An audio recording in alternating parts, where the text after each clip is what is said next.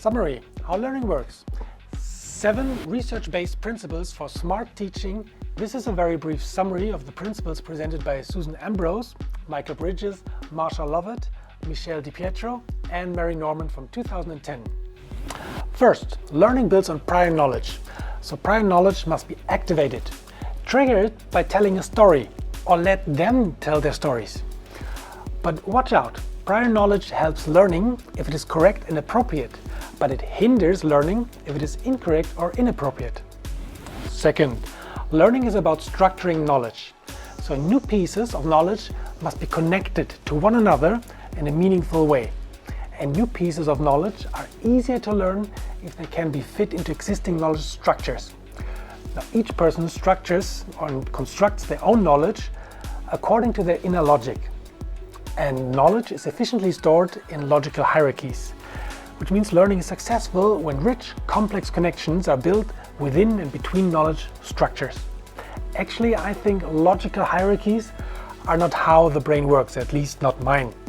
It's more chaotic spider webs of associations. So that's how my brain seems to be wired. Third, students are motivated to learn if they see value in the learning. So make a promise of added value and deliver on it. If they expect to be able to succeed, that helps. So show them the mountain, but also the next few steps that are easy to climb. And it helps if they are in a supportive environment. They are not climbing alone, and you want them to reach the top. 4, steps in acquiring mastery are relevant. So acquiring component skills. Build the foundations and scaffold it. This part is tricky because students come with different component skill sets and may need to learn different things at different paces. And practicing integration of these skills. Really practice quantity over quality. Make a lot of pots, to speak with a pottery example, instead of one masterpiece.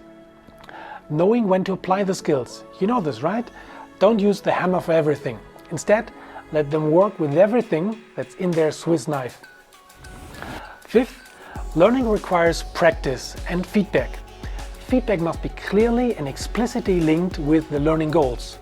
And feedback, I have something here. Immediate practice enhances performance, and targeted feedback on progress is essential. 6th, classroom climate affects learning and affects learning success. So this is a no-brainer, but good to be reminded. A classroom environment that feels safe supports learning. A respectful attitude among students and between teacher and students supports learning. And respecting the broader life situations and circumstances of learners supports learning.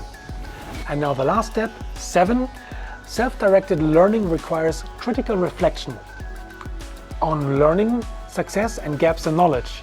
Students need to know where they are on their map of knowledge and how they got there.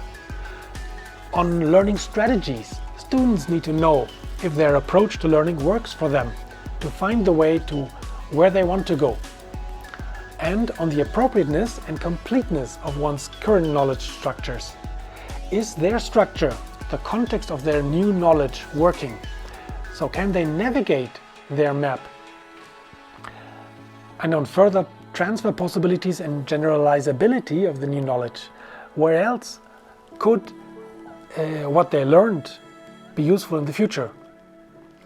And that summarizes how learning works in 7 research-based principles for smart teaching. Find the book if you want to dive deeper, and the link is in the description. If you found value in the video, check out these other clips and consider subscribing to the channel.